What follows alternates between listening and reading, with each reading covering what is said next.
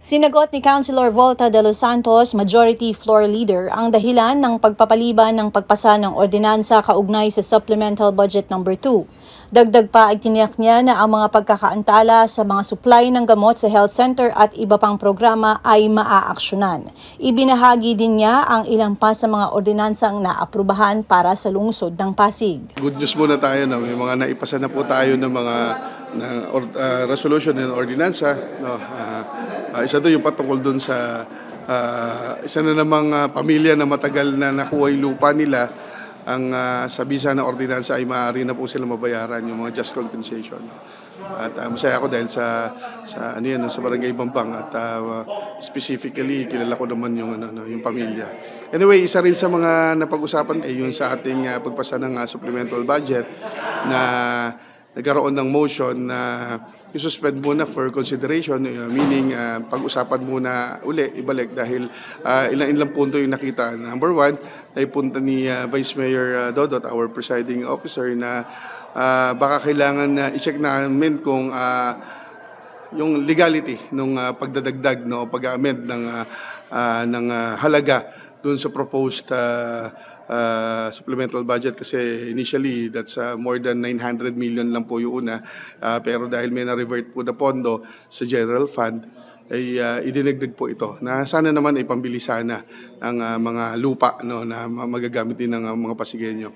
Also na-raise din kanina yung ilang mga problema lang naman, no, na alam naman namin na meron din solusyon dun sa mga ilang delays ng delivery, no, ng mga supplies at mga pagawain, pero alam naman natin na ito ay isang daan lang din para po dun sa pagbabago at pagsaayos ng ating procurement, no.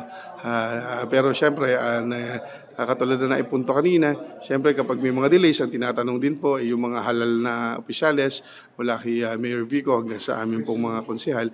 Kaya napapag-usapan po at ito po ay mga ganitong bagay ay healthy po, no, para po sa isang pamahalaan na mapag-usapan talaga at madiskusyon kung ano yung mga nararapat na gawing adjustment, no. At naniniwala po kami na we have 3 more months, no, sa taon na ito, at sa nahuhuling 3 buwan ay may deliver pa po ang karamihan dun sa mga nagkaroon ng kaunting delays, no.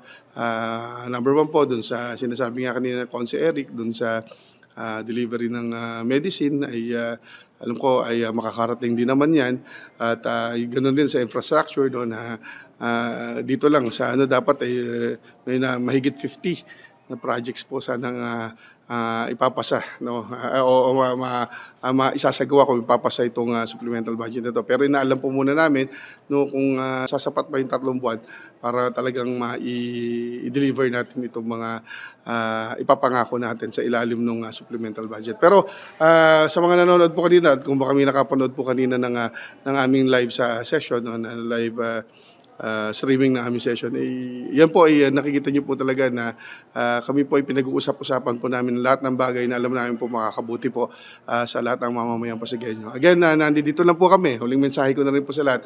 Makakaasa po kayo na nandito po kami at sisiguraduhin po namin na yung mga problema ay masusolusyonan.